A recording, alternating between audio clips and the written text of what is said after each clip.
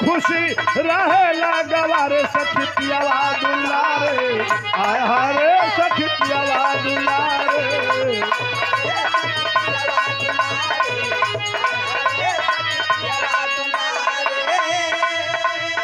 कोनो दुल्हन अपने दुल्हा के बखान अपने नैहर में करत बा जब ससुरे से पहली पठौनी आई का कहलत ये सहेली कैसे बीतल निमने बीतल लेकिन सुना हमार मरद कैसन हुआ हम तक तर गईली हो सुनर बर पौली हो सुनर बर पौली हो अपने सैया के प्यार में सवर गई हो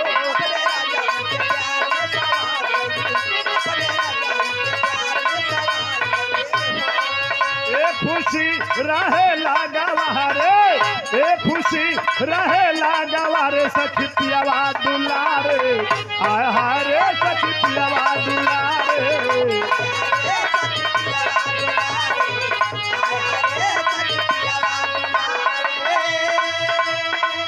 ऐसन पति मिले मुश्किल से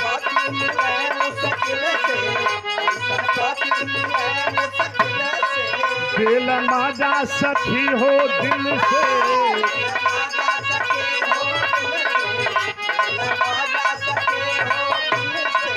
ऐसन पति मिले मुश्किल से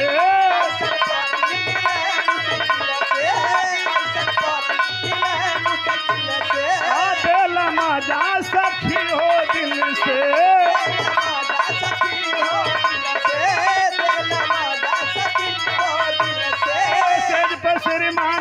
सखी पियावा दुलारे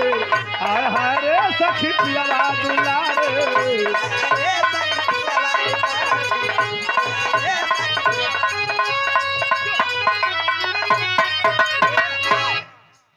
मध्यकालीन हिंदुस्तान के इतिहास की एक छोटी सी प्रामाणिक घटना है।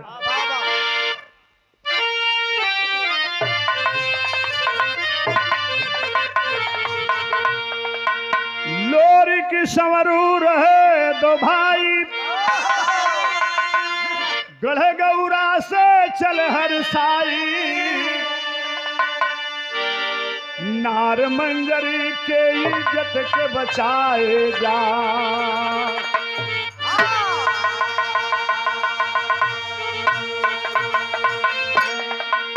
अजय दादा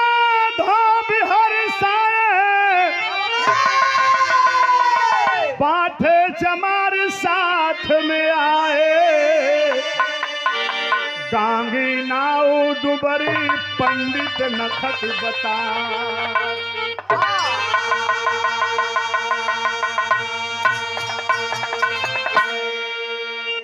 देवसिया दुसार बाबा रामनाथ कौल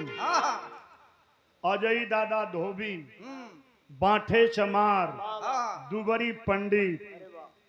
ई पंचमुखी सेना लेके वीर लोरी जहाँ जहाँ गांगी नाऊ बसावन कोईरी रूपन बारी बसावन कोईरी हमार बिरादर ना रहला पाल जी तू हमार बात लंबा करेगा गणेरी कहाँ रहा और अहिर गणेरी जाट गुजर इकुल एक रूट सौ बलवा मैंने बांट देना लोग कि न रोटी बेटी का संबंध होई और न कुल एक जगह बोलिए हैं हमार बात बढ़ा दे बात हमारा टाइम खत्म हो गई हाँ हम बड़ा संक्षेप में बताओ जाती वही में रहला गरिया के संग सुनला अहिर गरिया कुंडी चोर धर सरवन का तंगरी चोर गाड़ी सुनवा लोग एक संग है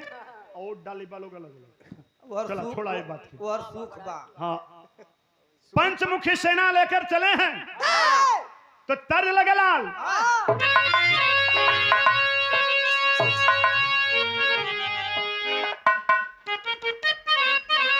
बाबा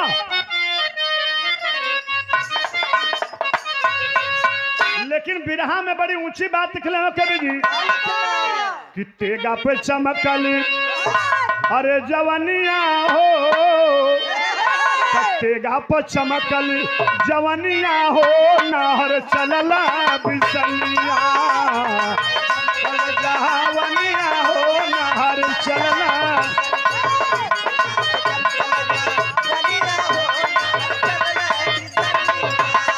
अरे सेना सजा के गोरी धाम आए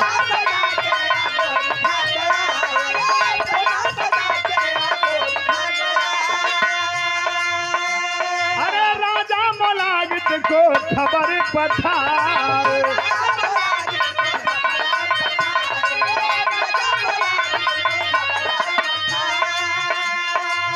सन सन सन का रैलिया हो वीर तेगा उठाए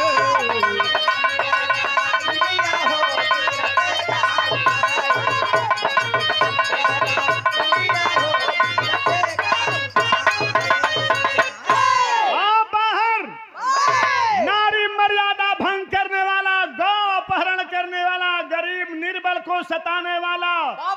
दुर्दांत अपराधी मुलागे आओ समर भूमि में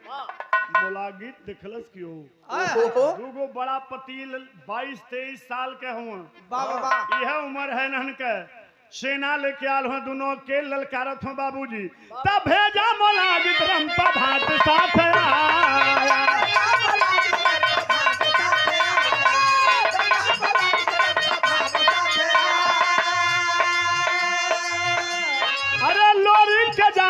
के युद्धया जमाया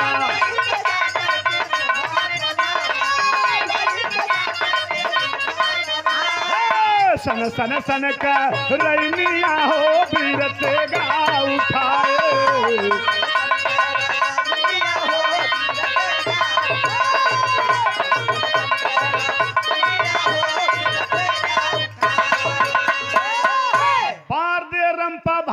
कि हम अहिर के जात हम तो से लड़ाई का करब दू बोझा कोरई उठा देता चल जाए अपने पवन रंपा समझ गल भटनिया मना करल कि जाए मत बड़ा मरचाई वीर हुआ वही से लड़े आल हो क्या ना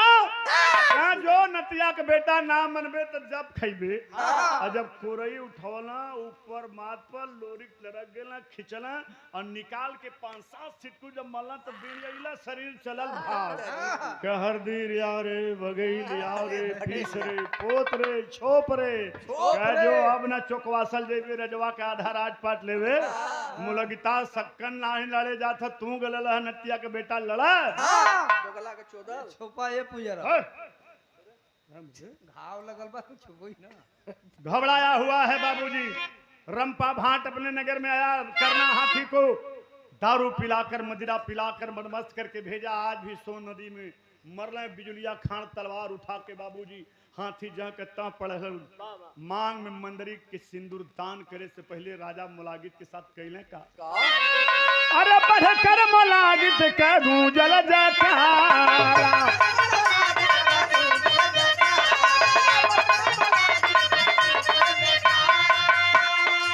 लोरी के देव पूरा देश ललकारा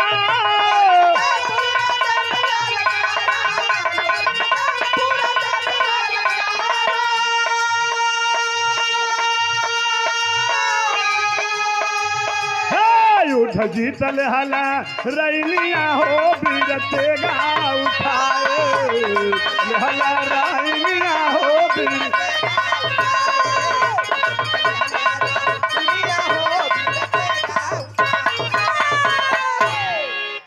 मौला गीत का वध करने के बाद मंजरी के मांग में सिंदूर दान करते हैं और डोला उठा करके जब चल देते हैं बाबूजी वीर लोरिक देव की वीर लोरिक देव की अरे घाटी मर कुंडी जब नाहर लेके आई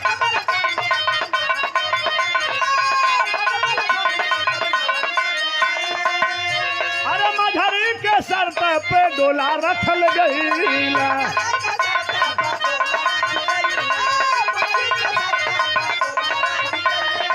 बोलबा मधुरी भी सनिया हो पीर तेगा उठाए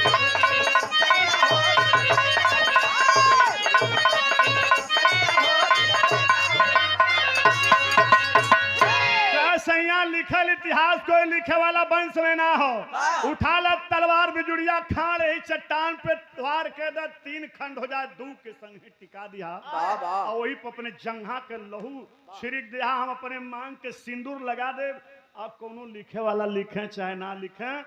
ओरल ट्रेडिशन और हिस्ट्री बेटर देन रिटन हिस्ट्री। मौखिक साक्ष्य, मौखिक इतिहास लिखित इतिहास से ज्यादा प्रमाणिक माना जाता है। मंजरी के बतिया सुन के लोरिक से चले कि अच्छा बड़ी लड़ाई जितनी, बड़ी मुक्ति दिलौली, बड़ी सामाजिक न्याय स्थापित कैली, कहीं राज न कैली, वहीं के लोगों के सौंप के चल देली। अवधि में, छत्तीसगढ़ी में, बुंदेली में, बघेली में, अंगिका में, बंगला में, उड़िया में, तमिल में, इतनी भाषाओं में भी लोरिक की गाथा गाई की जाती है। आखिरी बात में मजरी कहले हो, लोरिक कहले हो का आज औरत के शर्त अगर पूरा ना हुई माई और धन तेगा बजल हर बाबू जब पर 56 करोड़ वीर बला सतगवा धीरे धीरे लोहरी का पहाड़ा पर भेजा रे भोला बाया सना जहरवा में गुजारे जवाना भेजा रे और धन के तेगवा का धार वही पहाड़ा पर मारा हो सीना ठंडा होला पाथा राजा पीरावा ना और अपने जहिया का खुना पहाड़ा पर फेंका रे उठला बटर बीरा निसनिया बनली नरे हरा।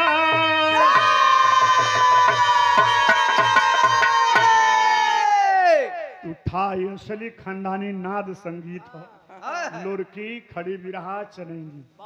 चंदा से बात चनेनी, लोरिक से लुड़की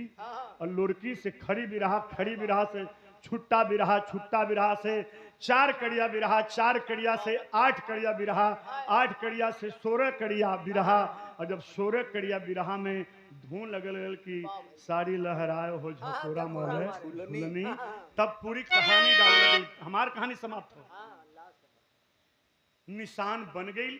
जंघा के लहू वीर लोरिक लगा दिले, मांग के सिंदूर मंजरी लगा दिली और डोला अब उठ के गैल माई खुलन के पूछे लगले कि बिटिया लड़ाई में समर भूमि में हमार बेटवा कहां कहां बना के इले। हाँ आखिरी कहो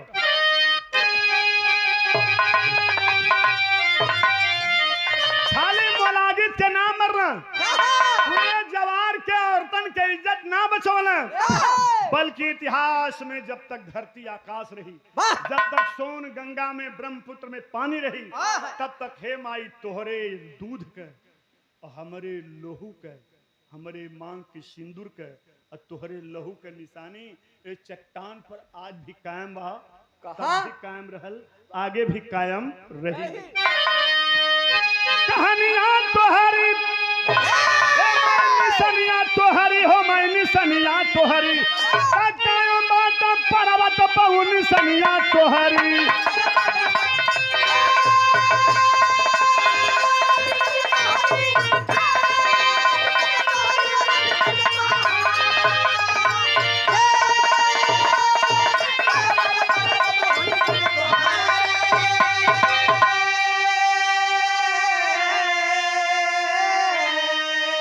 सोन नदी के घाट पर ऊपर मरकुंडी के घाटी चला बिरता गुरु बिहारी याद करल माटी,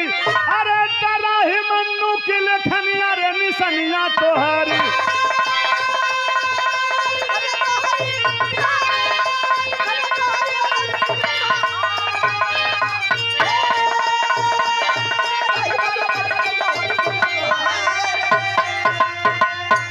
सोनभद्र जिला मुख्यालय से ठीक 5 किलोमीटर आगे दाहिने और पुरानी रोड से दाहिने, नए वाले रोड से बाएं वीर लोरिक पत्थर न केवल यदुवंश का बल्कि पूरे भारतवर्ष में अदम्भ साहस, वीरता, शौर्य, आध्यात्मिक शौर्य गाथा के रूप में आज भी विद्यमान है। कहानी समाप्त हुई, कहना आप खानदान का परिचय बता चुका हूं, अब पारी उधर की आ गई बाबू।